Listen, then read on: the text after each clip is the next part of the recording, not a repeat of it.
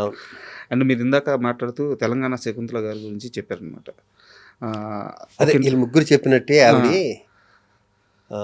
Bangkok వెళ్ళింది shooting. Sir.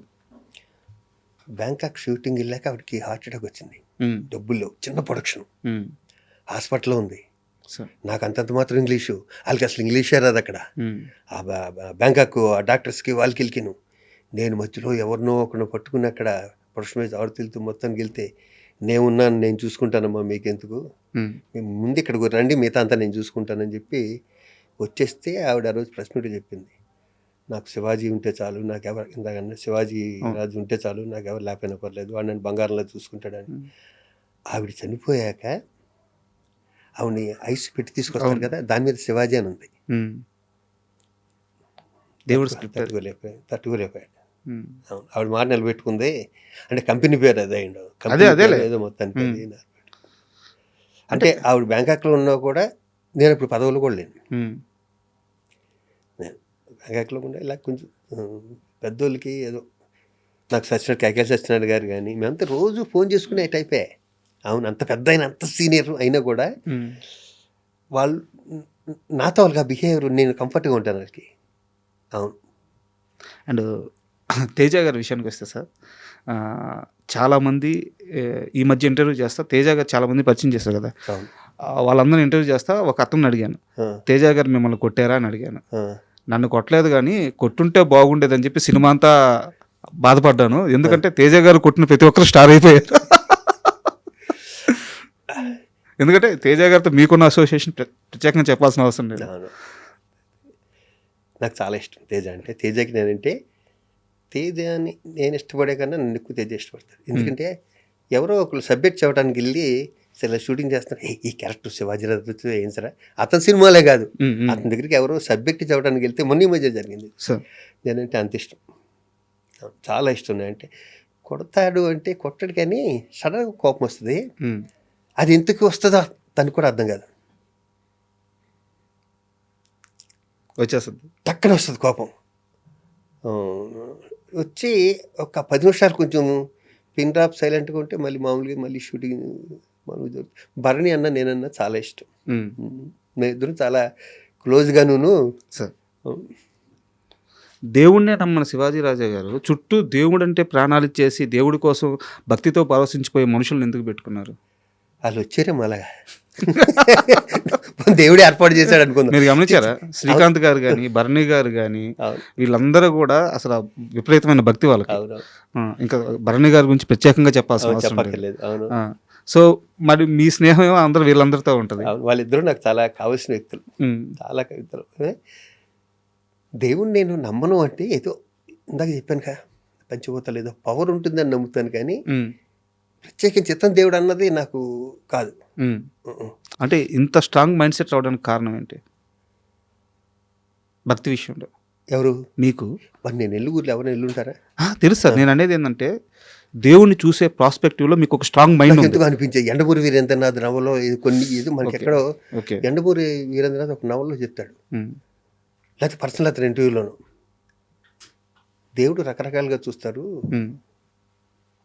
నేను చూసే విధానం వేరు సార్. నాకు అది నేను కరెక్ట్గా చెప్పట్లేదు. ఈ మధ్యన కలిసానండి మూరి వీరేంద్రనాథ్ గారిని. బట్ ఆయన మాటలు మీ మీద ప్రభావం, ఆ మాటలు అప్పట్లో ఆ వయసులో నా మీద చేసినవి. దేవుడు నమ్మకపోవటం అంటే ఏం లేదు. మరి నన్ను శ్రీకాంతులు గాను భరణి వీళ్ళందరూ ఎన్ని గుళ్ళకి ఎక్కడెక్కడ ఎన్ని దేశాల్లో గుళ్ళకి వెళ్ళామో తెలియదు. అవునవును, అది కాదు నమ్మకపోవటం కాదు, కానీ ఈ వ్యక్తి దేవుడు అంటే నమ్మను. ఓకే, నేను నమ్మకపోవటం దేవుని కాదు, బాబాలని నమ్మను. బాబాలని జ్యోతిష్కాలు చెప్తారే వాళ్ళని నమ్మను, దేవుని కాదు. అవును, దాకా సరిగ్గా చెప్పలేకపోయాను. ఓకే, ఈ బాబాలు వచ్చి చేతులు గారడీలు చేసి ఈ జ్యోతిష్కాలు బాబాలు ఇవన్నీ చెప్తుంటారు కదా, మీరు శుక్రవారం మందు కొట్టవచ్చు, శనివారం ఏదో చేయొచ్చు, ఆదివారం రెస్ట్ తీసుకోండి, ఇలాంటి చెప్తారు. అలాంటి ఎదవలు నమ్మనంటే. ఓకే, శివాజీ రాజా గారు మారు లేదు, నిజంగా ముందు చెప్తున్నా. అంటే శ్రీకాంత్ గారిని పక్కన పెట్టి మీరు ఇప్పుడు దాకా యాక్ట్ చేసిన హీరోలు ఉంటారు కదా సార్, మీరు వాళ్ళకి పక్కన రోల్స్ చేసి ఉంటారు, లేదా ఆ సినిమాల్లో మంచి పాత్ర చేసి ఉంటారు. మీకు నచ్చిన అంటే కంఫర్ట్గా ఉండే హీరో ఎవరు? శ్రీకాంత్ గారిని పక్కన పెట్టండి, ఎందుకంటే మీరు శ్రీకాంత్ గారి పేరు ఖచ్చితంగా చెప్తారు కాబట్టి. డెఫినెట్గా శ్రీకాంత్ గారు. శ్రీకాంత్ గారి పేరు పక్కన పెట్టి చెప్పండి, ఇప్పుడు దాకా మీరు చేసిన హీరోల్లో మీకు చాలా కంఫర్ట్ అనిపించే హీరో. జగపతి బాబు. జగత్ బాబు గారు ఎందుకు? హీరోలో ఉండడు. నాకు ఇష్టమైన జగపతి రాజేంద్ర ప్రసాద్ గారు అబ్బాయి. ఫస్ట్ కెరీర్ స్టార్టింగ్లో కూడా మేము ఇద్దరు హీరోలుగా చేసాం ఒక సినిమా. అప్పుడు ఎలా ఉన్నాడు, ఇప్పటికీ అలాగే ఉంటాడు. చాలా కంఫర్ట్గా ఉంటాడు అందరితోనూ. అసలు ఎచ్చులు ఉండవు, ఏ ఉండవు. ఆవకాయ అన్నం కలిపేసి ఇంట్లో అందరికీ పెడతాడు. ఇంచక్క ఇలాంటి చిన్న చిన్నవి ఉంటాయి, అవి జగపతి బాబు దగ్గర నేర్చుకోవచ్చు. మనిషి బంగారం జగపతి బాబు. ఆయన మధ్యలో ఫైనాన్షియల్గా చాలా స్ట్రగుల్ అయ్యారు సార్, బట్ ఆయన ఇచ్చిన కంబ్యాక్ అదిరిపోయింది. పూరి జగన్నాథ్ వీళ్ళిద్దరూ ఇచ్చిన కంబ్యాక్లు మామూలుగా లేవు. అవును.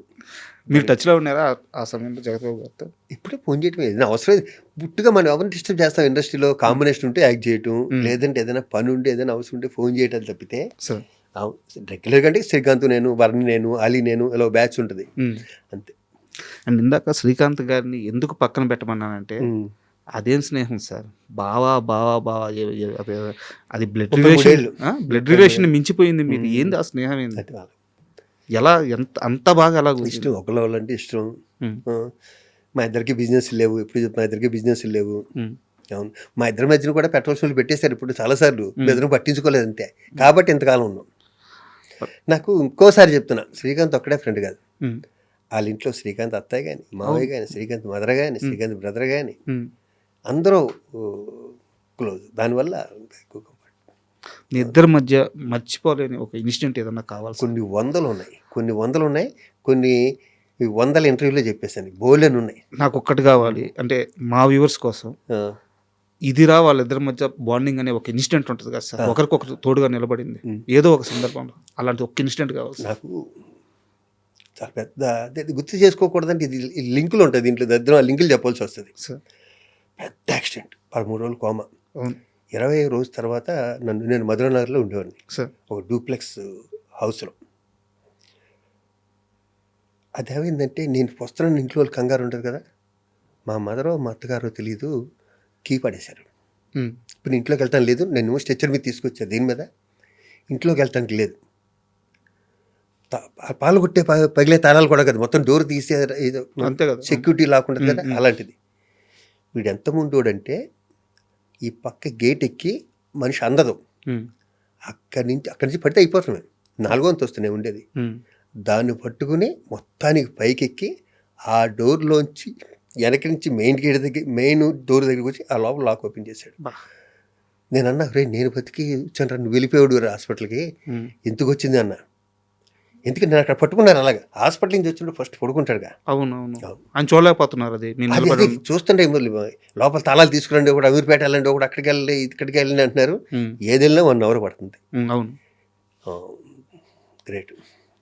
నా గురించి అది ప్రాణాలకి రిస్క్ వేయటం. అది నేను చాలా ఈజీగా చెప్పేస్తాను, ఇలా వెళ్ళాడు అలా తీసుకొచ్చాడని. 4 అంతస్తులు ఎక్కడ ఉంటే మాట 4 అంతస్తులు కాదు, అంటే డ్యూప్లెక్స్ కదా, 3 అంతస్తు 4 అంతస్తు కదా, 3వ అంతస్తు నుంచి 4వ అంతస్తు బాల్కనీకి వెళ్ళి అక్కడి నుంచి దూకి ఆ తలుపు తీసుంది, అక్కడి నుంచి కిందకి మెట్లు దిగొచ్చి ఈ మెయిన్ డోర్ తీశాడు.